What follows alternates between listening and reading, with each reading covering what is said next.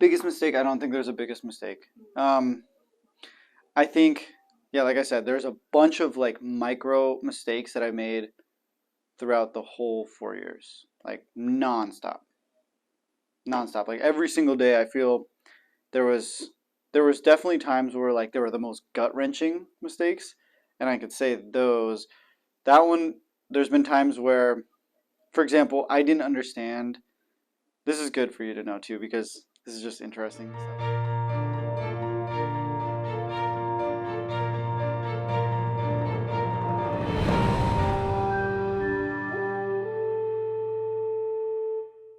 Too because this is just interesting stuff.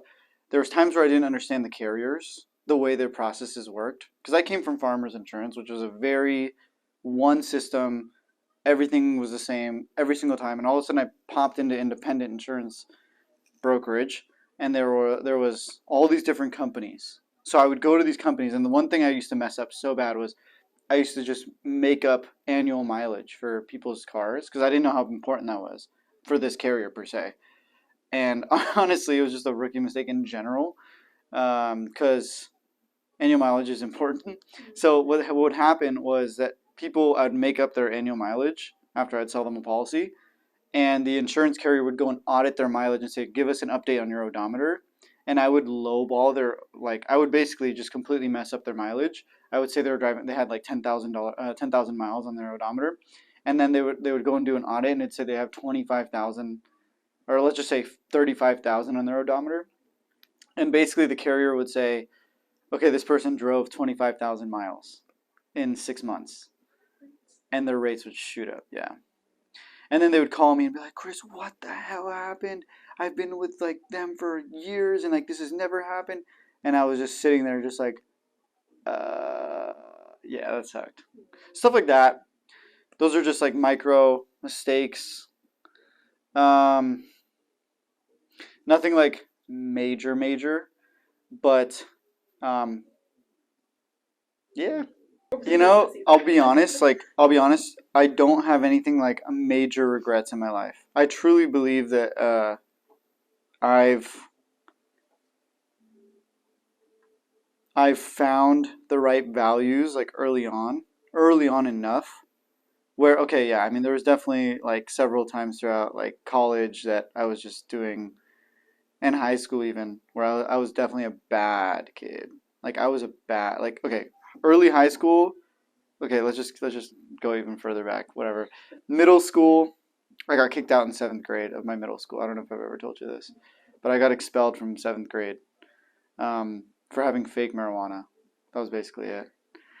I like convinced some kid. I had my dad's like cigar that I had in a little bag, and I basically had told kids that I like because it was just like it was like a joke. Like it was a long story, but seventh grade, I thought it would be funny to tell this kid um, that we had like I had weed and like this is it. And then long story short, I got like turned into the principal.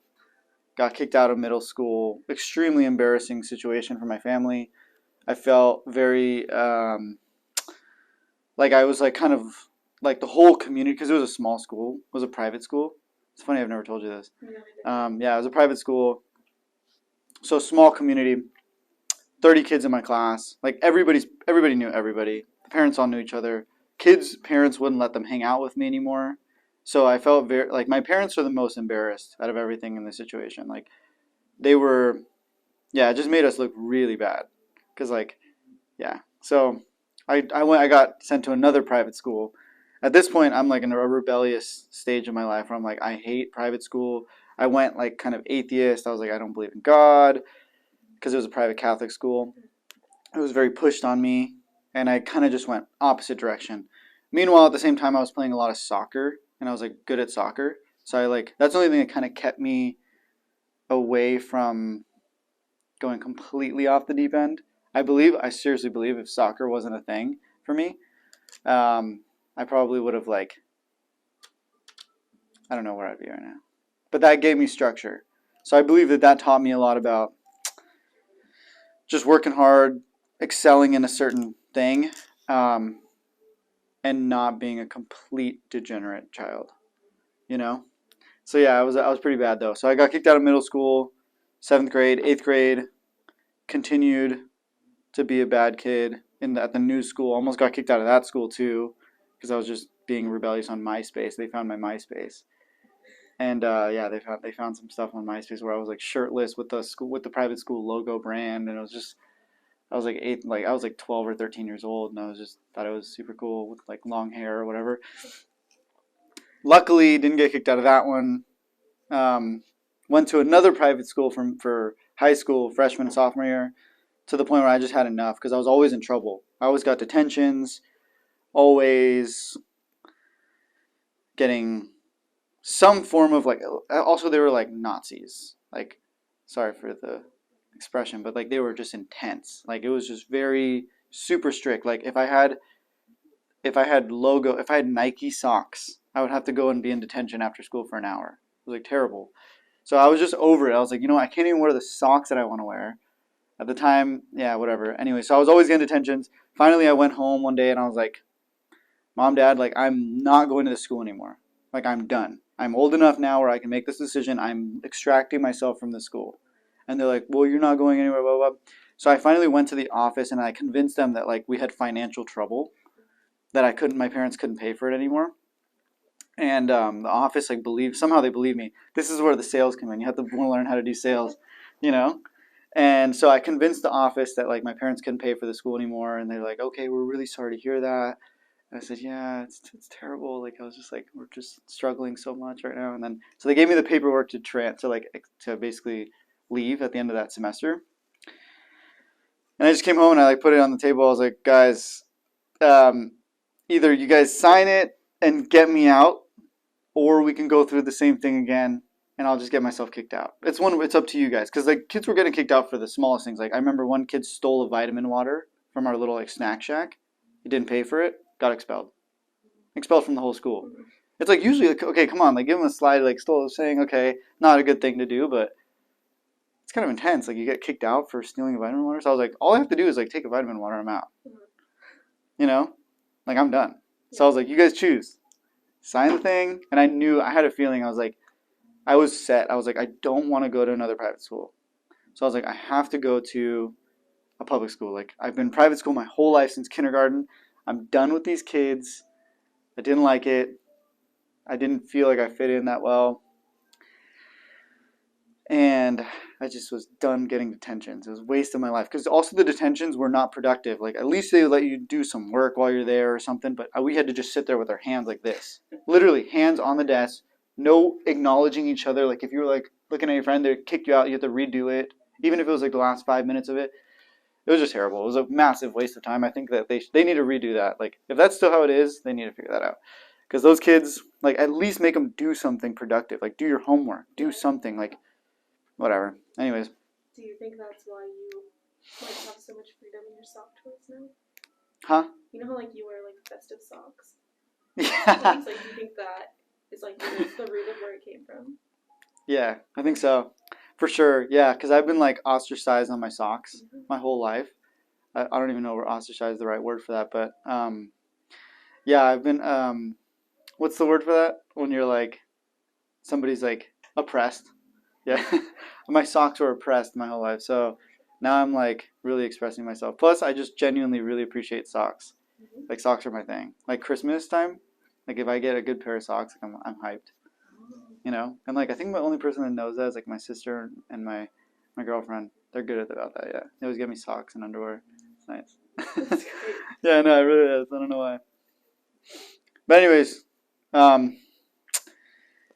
got myself out of that school. So I convinced the parents. I was like, you guys sign this or else I'm out.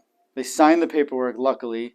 That was like a big deal too, because like for me to go to a public school was like, it was like not in our family tradition. Like it was like I had to be in a private school.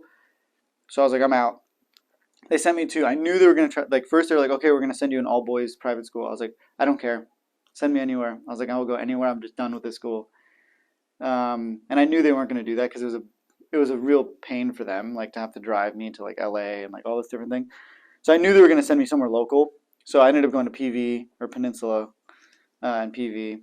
And that was the best decision ever. Like I made all like my closest friends. Great time. Meanwhile, I was still being a very bad kid at that time. So I was like, so yeah, the question was like, anything you have regrets? Like, I'm weirdly happy. I think there's a weird thing that happens for kids. Like, either they get it out of their system or they don't, and then it comes out later. And I'm kind of happy it happened earlier, where I was just like doing all these, just, you know, the normal, just like skateboarding around, just causing trouble, those kinds of things. Uh, yeah, I'm glad I kind of got that out of my system early. But yeah, I definitely don't. I'm not like, there's definitely stuff I'm not proud of. So whatever. I think now I love talking to like kids that are like uh, younger, like 18, 19, 20, 21, who are like going through stuff like that, or like they're just like smoking weed or like getting stuck like doing unnecessary things. And I'm just like, dude, I've been there. Like, and it gives me almost like that relatable sense where they're like, oh, dude, like this is what you could do with your life. Like, I'm not smoking pot and skateboarding around doing nothing all day either. You know, like my day is very, very busy now. I'm like, I have a lot of responsibilities. I have a real business. Like, I have real legit dope team members. Yes. um, but yeah, mainly just like it's become more like I don't even feel like I have a job. I just have a bunch of responsibilities all the time. Like, that's really what I feel like now. And literally like 8 years ago, or not, whatever, 10 years ago, 10 years ago, I was just smoking pot and like skateboarding around like a dumb kid, playing video games, like going to my friend's house, sitting doing nothing. And so like when I see kids like that, I'm like, dude, I know exactly where you are right now. I've seen that. I've been there, and there is definitely a way out. So yeah, I hope some kid sees this, you know, and that like it's just useless time. Like, hell, you know this. Like, there's like, let's just like when all these kids are just doing a bunch of nothing. It's just a waste of time. Like, you're like screwing yourself. You know, like you're doing sitting in a car looking at a cool view, smoking weed. Like, what value are you bringing to the world?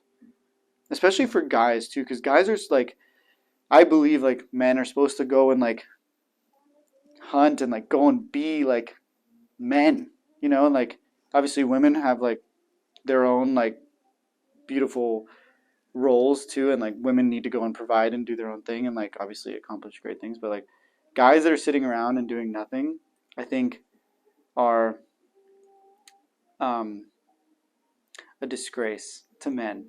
Like, they need to be out, and like men need to go out and be working and going ham, and women do too. But yeah, that's how I feel. Like, don't be, if you can't be sitting around smoking pot looking at views. Only on Sundays. On Sundays, yeah, exactly. Yeah, that's my thought process on that. Yeah, yeah. Because like honestly, the reason I said like men thing is because there's a lot of like young guys that hit me up about this, and like even just people close to me in my life, and I'm just like, dude,